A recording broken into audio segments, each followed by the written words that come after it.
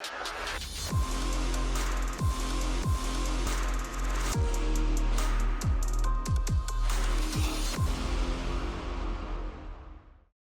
up, we have Vicksburg High Gator football, a 5 o'clock kickoff here from Cleveland. Glad you can join us, Cleveland Central and the Vicksburg Gators. Man, a road game. When was the last time we had a road game, Coach Lacey? Oh, It's been that been a long. minute. Been a minute. Been a minute. Been a minute. Been a minute. Natchez? Natchez, probably. A true road game, Natchez. Yeah. Yeah, been a minute. Been a minute. It's crazy. Okay, Yeah, been a minute. the word crazy and schedule. I mean, that's probably every other team, high school team in the country has probably had a road game during that stretch, Yeah, except us. been at the house. It's been a blessing to be at the crib. So, uh, Well, how does that scheduling work, though? How involved are you with it? I mean, because it is an intriguing type of schedule. We kind of talked about next year's schedule, but to have so many home games in a 6 or 7 week period where a lot of teams didn't, I know that's kind of interesting. they just work differently, depending on what district you in and what division you in and who is the commissioner or governing body over which part. It all works differently. With this, we just was in the same room and I ended up pulling the straw that was the worst one because I was 0-10, year before. So you gonna get the roughest schedule. So that's what we ended up getting just based on wins and losses. Is that how that works? Yeah, well, with this particular group, that's how it worked. With another group, it might be something totally different, but with this group, that's how it was. So with the success you have this year, when you draw straws next year, it could be challenging schedule maybe on the front end. Right. It just depends, and it's just for the division. Yeah. The other part of the schedule is what me, like the non-district, is just me and other coaches having a conversation about home and home or away and away, stuff like that. So I ended up getting the good end of the stick because I scheduled teams that we played when we were in 6A. Yeah. So I just said, well, look, I remember going to Yazoo last year. Yeah. Yazoo come to me. Yeah. Natchez came to us last year, so I just went back to them. We went to Ridgeland, so they came to us. So that's kind of how that kind of panned out.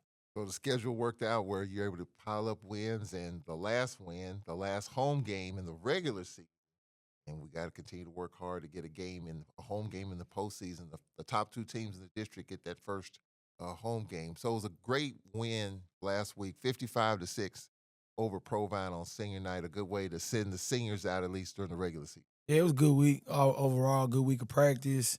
We probably played every human that we have on our sideline. I think I saw some Gator girls running routes.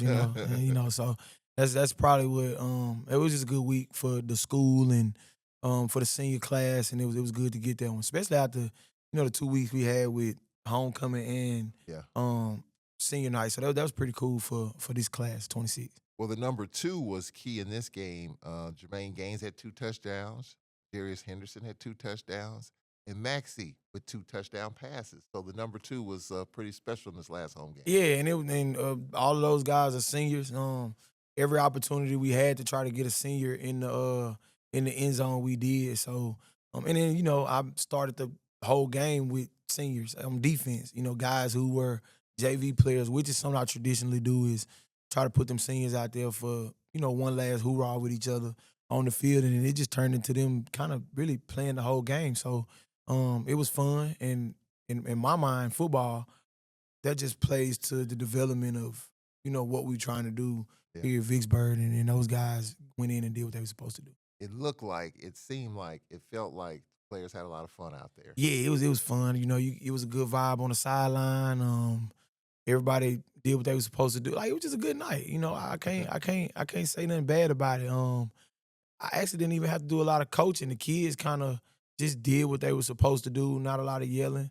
So it was fun football night. I think we needed that around here. You talked about I think the Florence game, which I think it was quarterback Maxie kind of calling the plays.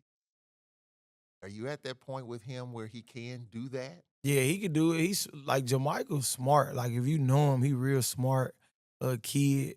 From when I first met him as a freshman, eighth grader. I mean, he was kind of timid and quiet, but he's starting to come into his own, and it looked like it's starting to happen at the right time. So hopefully, The way he practiced, he threw a couple balls this week in practice where I was like, that's a nice ball. And we starting to learn each other a little bit better to, kind of put him in position to be successful. So if you know Jermichael, like he's a smart kid. He kind of the commander of what he got going on. He's starting to be a little bit more vocal. So he's taking the steps he needs to take this season to be the leader we need him to be. I'm not gonna lie, I was kind of concerned when he took the reins, when he handed them. I was kind of concerned the first year, and I'm like, will he be able to make that acclimation? But he has, and I think it seems like you've been patient with him, even though a lot of folks haven't. I was kind of concerned about it, but you weren't concerned. Nah, I mean, with me personally, I think, like I tell people all the time, my superpower as a person and as a player, as a human on this earth, I feel like my gift from God was to, help people become the best versions of themselves. So however we got to do that, we're gonna do it. And then just the connection with Jermichael, like again, me talking to him, I always tell him like, look, tell people I was a B-level athlete, but my brain was A+. So that's kind of who he is. Like he has that ability to remember the playbook, know where different people, and that's why I push him so hard. Like what's going on, man. Like you shouldn't have made that mistake because you got to see that before it happened, or you got to know it is. You know everything. So he does what he needs to do. And he's always at practice. He lift the weights. He work hard, and he just climbing that mountain. I'm proud of him. With this senior class playing their last regular season home game, what is this senior?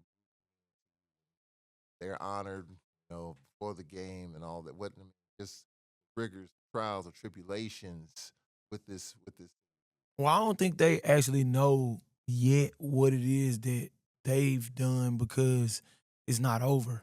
But hopefully at the end of the year, when we hosting a gold ball, they could kind of look back on it and say, okay, I see what he was talking about. Because most senior classes, we hadn't had this many seniors in a class. Even at senior night, like I'm after football went and I'm sitting to the side, I look from football all the way down to RTC, and it's a big group. Like it was a lot of people out there because literally after it was over with, all those people went in the stands and the stands were packed.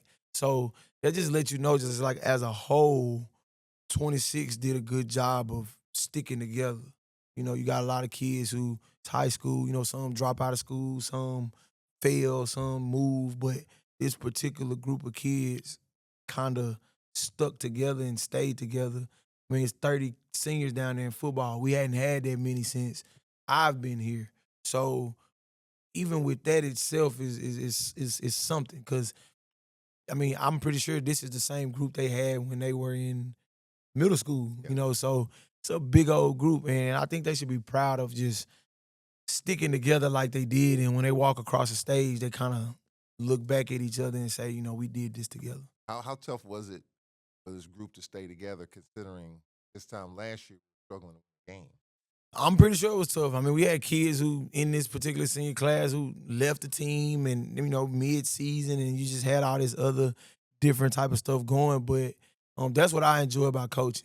Having that rough time that we had, but then now being able to see this success that they having now, and just kind of looking at them like, we could have had this last year if where we're at now in development, we were there last year. So it's just kind of keeping that mindset, and hopefully everybody up under them can take heed to what they went through and use it, from here on out, whether it's football, life, or whatever. So that's kind of what I take from that. We're here in Cleveland as we take on Cleveland Central. It's been a while since we've been up here, and a big district game coming up for the Gators. Final regular season home game, coach. Just talk about the support, the fans, homecoming and these big home games through the course of the regular season. And the fans have been able to stick with it and really show great support. Well, I think the one thing I was excited about, I think in the third quarter, I forget what the score was, but we was up real big, and I turned around and peeked in the stands just to see if it was people still there.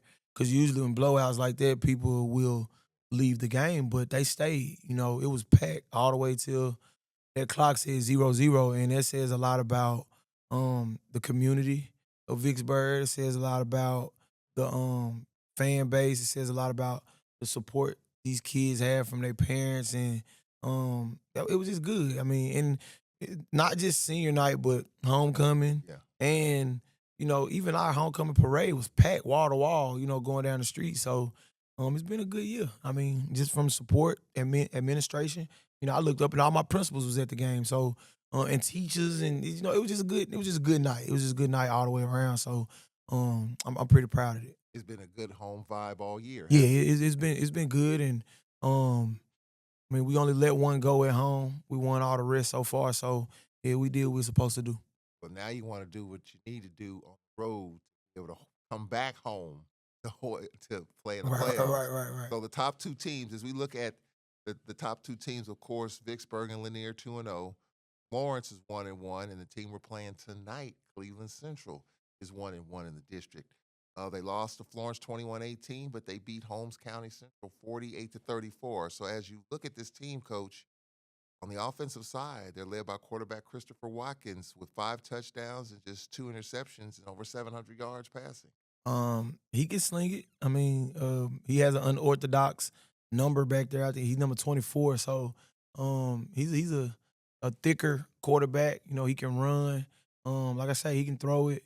He seems like he got control over what they doing, and he presents a different challenge than a lot of guys we face. Only because he's so strong, he's so compact.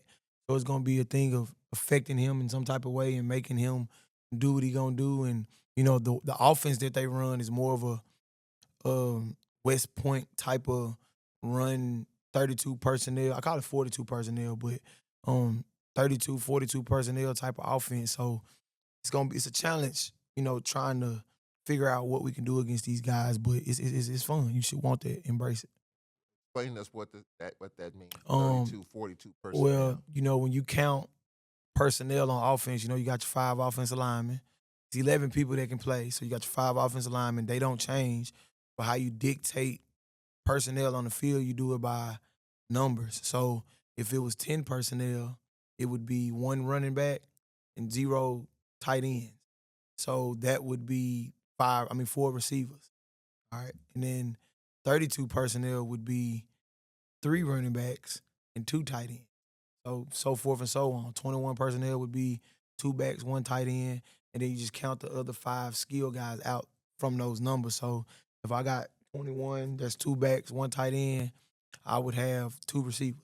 You know what I'm saying? So that's kind of how you count that out. And then that personnel tells you what type of offense you're gonna get. So if I got 32, that's 2 tight ends, 3 running backs, I'm expecting heavy power run type of formations. And then when I get to the 10 and the 11, you get a little bit more passing. So that's kind of how you kind of dictate that to know what you're gonna get.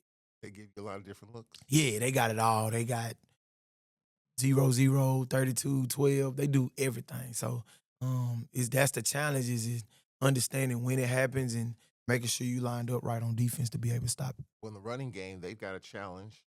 Anthony Stevens, 10 touchdowns and averaging 7.4 yards per pop. Yeah, they gonna put it on the ground. Big physical offense.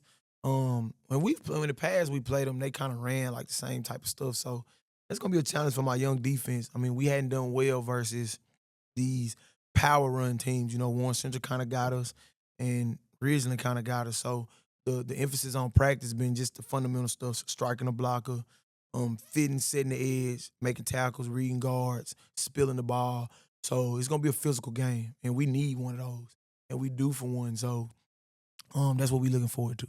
What about the Wolves' defense? What concerns you there? They feisty too. They long on the edge. They play like a shell quarters type of defense, 2 read palms, clamp type of deal. So, excuse me, that's gonna be a challenge for our skill guys, but it's one we up for. You talk about physical teams, Coach. We haven't, I guess every game is physical, but you're kind of saying that this could be one of the more physical games we'll play this year. It seems like it is because every game I watched, they've taken advantage of people who have been less physical.